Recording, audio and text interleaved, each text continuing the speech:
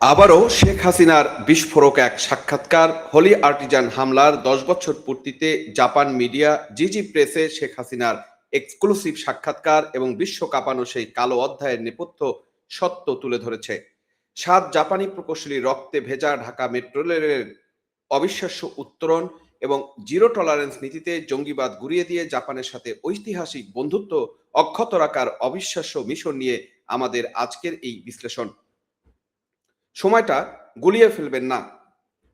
২০২৬ সালের জুলাই মাস, আজ থেকে ঠিক ১০ বছর আগে ২০১৬ সালের পহেলা জুলাই ঢাকার গুলশানের বুকে নেমে এসেছিল এক ভয়াবহ, নৃশংস এবং অন্ধকার কালো রাত। হোলি আর্টিজান বেকারির সেই কাপুরুষিত এবং বর্বর জঙ্গি হামলায় আমরা হারিয়েছিলাম দেশি বিদেশি ২০ জন নিরীহ মানুষকে, যার মধ্যে ৭ জন ছিলেন আমাদের পরম বন্ধু, আমাদের পরম আত্মীয় জাপানি নাগরিক। আজ এই ঘটনার ১০ বছর পূর্তিতে জাপানের সবচেয়ে শক্তিশালী, নির্ভরযোগ্য ও অন্যতম সর্বোচ্চ জনপ্রিয় আন্তর্জাতিক সংবাদ সংস্থা জিজি প্রেস, যাকে বলা হয় জাপানের আন্তর্জাতিক মিডিয়ার প্রধান মুখ, তারা একটি বিশেষ এক্সক্লুসিভ নিউজ ও স্মৃতিচারণমূলক প্রতিবেদন প্রকাশ করেছে। আর সেই প্রতিবেদনে তুলে ধরেছে বাংলাদেশের তৎকালীন দূরদর্শী ও সফল প্রধানমন্ত্রী জননেত্রী শেখ হাসিনার এক অত্যন্ত আবেগঘন, দূরদর্শী এবং ঐতিহাসিক সাক্ষাৎকার। সন্ত্রাসীরা ভেবেছিল জাপানি নাগরিকদের হত্যা করে বাংলাদেশের উন্নয়নকে স্তব্ধ করে দিবে, আমাদের স্বপ্নের মেট্রো রেলকে চিরতরে বন্ধ করে দেবে। কিন্তু তারা জানতো না, বাংলার মাটিতে তখন হাল ধরে রেখেছিলেন জাতির পিতার যোগ্য উত্তরসূরি শেখ হাসিনা। আজ জিজি প্রেসের সেই আন্তর্জাতিক প্রতিবেদনের প্রতিটি লাইন ধরে আমরা বিশ্লেষণ করব কিভাবে বাংলাদেশের সেই ভয়াবহ জঙ্গিবাদের কালো অধ্যায় থেকে ঘুরে দাঁড়িয়েছিল এবং কিভাবে সন্ত্রাসবাদ দমনে জিরো টলারেন্স নীতি দিয়ে আন্তর্জাতিক বিশ্বের আস্থা ধরে রাখা হয়েছিল এবং নিহত জাপানি বন্ধুদের প্রতি শেখ হাসিনার সেই অমোচনীয় ও ঐতিহাসিক বার্তাটির আসল তাৎপর্য কি। পুরো ভিডিওটি শেষ পর্যন্ত দেখুন। আজ আমাদের উন্নয়ন ও বন্ধুত্বের এক মহাকাব্যিক সত্য আপনাদের সামনে নিয়ে আসব। আসুন জিজি প্রেসে প্রকাশিত শেখ হাসিনার সেই অকথ্য ও মানবিক বার্তাটি গভীরে প্রবেশ করি। ১০ বছর আগের সেই ভয়াবহ স্মৃতিচারণ করতে গিয়ে শেখ হাসিনা জাপানি সংবাদ সংস্থাকে অত্যন্ত দৃঢ় এবং আবেগঘন কণ্ঠে বলেন, সন্ত্রাসীরা হয়তো আমাদের জাপানি বন্ধুদের জীবন কেড়ে নিতে পেরেছে, কিন্তু বাংলাদেশের উন্নয়নে তাদের যে অবদান তা কোনোদিনই মুছে ফেলতে পারেনি, কোনোদিন পারবেও না। কি বলিষ্ঠভাবে তার এই উপস্থাপনা, দর্শক আপনারা একটু চিন্তা করেন। জাপানি এই জিজি প্রেসে কিন্তু উনি সেই জিনিসটাই তুলে ধরার চেষ্টা করেছেন। এখানে সবচেয়ে ভয়াবহ এবং যে বিষয়গুলো উঠে এসেছে এবং যে সত্যগুলো উঠে এসেছে সে বিষয়গুলো আমরা আপনাদেরকে বলার চেষ্টা করব। কারণ হচ্ছে এর মাধ্যমে আমাদের এই বন্ধুদের কাছে আমাদের যে অবস্থান, সেই অবস্থানটা আসলে আরো পরিষ্কার হবে।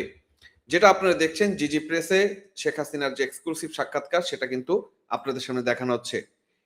সন্ত্রাস এই যে কি এক অমোঘ এবং চিরন্তন সত্য কথা, সেটা একটু দেখুন। শেখ হাসিনা বিশ্বমঞ্চে দাঁড়িয়ে স্পষ্ট করে দিয়েছেন যে বুলেটের আঘাতে শরীরকে ধ্বংস করা যায়, কিন্তু কর্ম আর ত্যাগকে কখনো মুছে ফেলা যায় না।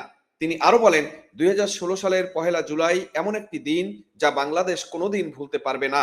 এটি আমাদের ইতিহাসের একটি অত্যন্ত বেদনাদায়ক এবং কালো অধ্যায়। আমাদের তৎকালীন প্রধানমন্ত্রী জাপানের প্রতি গভীর সমবেদনা জানিয়ে আন্তর্জাতিক সংবাদ মাধ্যমকে বলেন, বাংলাদেশ ও জাপানের বন্ধুত্ব অত্যন্ত গভীর। এই নির্মম হত্যাকাণ্ডের পর থেকে বাংলাদেশ জাপানের এক অপূরণীয় ক্ষতি এবং গভীর শোকের অংশীদার। আমি আবারও নিহতদের পরিবার, আত্মীয় স্বজন এবং তাদের প্রিয়জনদের প্রতি আমার গভীরতম শোক, সমবেদনা ও সহমর্মিতা প্রকাশ করছি। একজন রাষ্ট্রনায়ক যখন আন্তর্জাতিক মিডিয়ার মুখোমুখি হয়ে এই স্তরের মানবিক ও কূটনীতিক প্রজ্ঞা দেখান, তখন বিশ্বমঞ্চে দেশের মাথা উঁচু হয়ে যায়। তিনি শুধু শোক প্রকাশ করেননি, তিনি জাপানি নাগরিকদের পরিবারকে আশ্বস্ত করছেন যে বাংলাদেশ বেঈমানদের দেশ নয়, এ দেশ বন্ধুত্বের রক্ত ও ত্যাগের মূল্য দিতে জানে। বন্ধুরা, এবার আসুন সেই ঐতিহাসিক প্রেক্ষাপটটা একটু রিওয়াইন্ড করি, যা জিজি প্রেসের এই বিশেষ প্রতিবেদনে সবিস্তরে তুলে ধরা হয়েছে। ২০১৬ সালের পহেলা জুলাই রাতে গুলশানের হোলি আর্টিজানে যে ৭ জন জাপানি নাগরিক, যার মধ্যে ৫ জন পুরুষ ও ২ জন নারী ছিলেন, নির্মমভাবে শহীদ হয়েছিলেন। তারা কারা ছিলেন তা কি আপনারা জানেন? তারা কোনো সাধারণ পর্যটক ছিলেন না। তারা ছিলেন বাংলাদেশের মেগা প্রকল্প আমাদের গর্ব, ঢাকা মেট্রো রেলের এমআরটি লাইন 6 এর সমীক্ষা এবং ফিজিবিলিটি স্টাডি এবং কনসালটেন্সি কাজে নিয়োজিত অত্যন্ত উচ্চ পদস্থ এবং বিশেষজ্ঞ প্রকৌশলী। এই প্রকল্পটি জাপানের আন্তর্জাতিক সংস্থা অর্থাৎ জাইকা এর সহযোগিতার ঋণে এবং সম্পূর্ণ কারিগরি সহায়তায় বাস্তবায়িত হচ্ছিল। যখন এই নৃশংস হামলা হলো, আন্তর্জাতিক মহল ভেবেছিল বাংলাদেশ এখন লন্ডভন্ড হয়ে যাবে। জাইকা তাদের পাত্তারি গুটিয়ে দেশ ছেড়ে চলে যাবে এবং বাংলাদেশের যোগাযোগ ব্যবস্থার আধুনিকায়নের স্বপ্ন চিরতরে কবর চাপা পড়বে। কিন্তু শেখ হাসিনা সে সময় সরকারের প্রধান হিসেবে যে অসীম সাহসিকতা এবং ইস্পাত কঠিন নেতৃত্বের পরিচয় দিয়েছিলেন, তা আজ আন্তর্জাতিক মিডিয়া স্বীকার করছে এবং তা চরম স্পষ্টভাবে আমাদের সামনে আসছে। হামলার পর দ্রুততম সময়ে তিনি জিম্মি সংকট মোকাবেলা করেন, সেনাবাহিনীর কমান্ডো অভিযানের মাধ্যমে জঙ্গিদের নিশ্চিহ্ন করেন এবং পরবর্তী দেশ জুড়ে জঙ্গিবাদ দমনে জিরো টলারেন্স নীতি ঘোষণা করেন। তিনি শুধু ঘোষণাতেই ক্ষান্ত থাকেন নাই, অত্যন্ত দ্রুততম সময়ের মধ্যে বাংলাদেশে অবস্থানরত প্রতিটি জাপানি নাগরিক ও বিদেশি বিশেষজ্ঞদের সর্বোচ্চ নিরাপত্তা নিশ্চিত করে মেট্রো রেলের কাজ পুনরায় সচল করেছিলেন। আর সে কারণেই আজ 2026 সালে দাঁড়িয়ে আমরা ঢাকার বুক চিরে বা বুক ফুলিয়ে মেট্রো রেলে যাতায়াত করতে পারছি। এই মেট্রো রেলের প্রতিটি খুঁটিতে প্রতিটি লাইনে জড়িয়ে আছে আমাদের সেই 7 জন জাপানি বন্ধুর রক্ত আর শেখ হাসিনার অবিচাল বন্ধুত্বের প্রতীক। বন্ধুরা, জিজি প্রেসের এই প্রতিবেদনের গভীরতা এবং রাজনৈতিক তাৎপর্যটা একটু বোঝার চেষ্টা করুন। এটি কোনো সাধারণ রাজনৈতিক কাদা ছড়াছড়ি নিউজ নয়, এটি একটি নিখাত মানবিক ও উচ্চ কূটনীতিক গুরুত্বপূর্ণ সম্পন্ন দলিল। জাপানের মতো একটি পরাশক্তি, যারা দীর্ঘদিন ধরে বাংলাদেশের অন্যতম প্রধান ও বৃহত্তম উন্নয়ন সহযোগী, তাদের নিউজ নেটওয়ার্ক যখন এই ঘটনার 10 বছর পূর্তিতে শেখ হাসিনার সাক্ষাৎকার নিয়ে বিশেষ কভারেজ দেয়, তখন তা প্রমাণ করে আন্তর্জাতিক মহলে শেখ হাসিনার গ্রহণযোগ্যতা এবং তার লিডারশিপের উপর গুরুত্ব কতটা অপরিসীম। প্রতিবেদনটি বিশ্বকে স্মরণ করিয়ে দিয়েছে অবকাঠামো, পরিবহন ও নগর উন্নয়নে জাপান আমাদের পাশে ছিল এবং আছে। তার চেয়েও বড় কথা, এই প্রতিবেদনটি পরোক্ষভাবে বিশ্বকে এই বার্তাটি দিচ্ছে যে সন্ত্রাসী হামলা মানুষের জীবন কেড়ে নিতে পারে, কিন্তু একটি দেশের উন্নয়ন, আন্তর্জাতিক সহযোগিতা এবং দুই দেশের পারস্পরিক গভীর আস্থাকে কখনোই থামাতে পারে না। 2016 সালে হামলার পর বাংলাদেশের জাতীয় নিরাপত্তা নীতিতে যে আমূল ও যুগান্তকারী পরিবর্তন এসেছিল, জঙ্গিদের নেটওয়ার্ক যেভাবে গুড়িয়ে দেওয়া হয়েছিল, তারই ফলশ্রুতিতে পরবর্তীতে 1 দশকে বাংলাদেশে আর কোনো বড় ধরনের সন্ত্রাসী হামলা ঘটতে পারেনি। অথচ আজ দেশের সমসাময়িক অবস্থায় যারা জল ঘোলা করার চেষ্টা করছেন, যারা এই উন্নয়ন সহযোগীদের অবদানকে খাটো করে দেখতে চায়, তাদের গালে জিজি প্রেসের এই আন্তর্জাতিক প্রতিবেদন এক মস্ত বড় চর। শেখ হাসিনার এই বক্তব্য দুই দেশের পারস্পরিক কূটনৈতিক সম্পর্কের ক্ষেত্রে নতুন এক ইতিবাচক অধ্যায়ের বার্তা বহন করছে।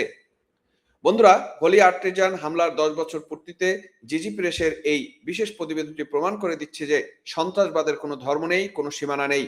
কিন্তু সেই সন্ত্রাসবাদকে কিভাবে কঠোর হস্তে দমন করে দেশের অর্থনৈতিক সম্পর্ক এবং আন্তর্জাতিক বন্ধুত্বকে অক্ষুণ্ণ রাখতে হয়, তা জননেত্রী শেখ হাসিনা দূরদর্শী নেতৃত্ব দিয়ে বিশ্বকে শিখিয়েছেন।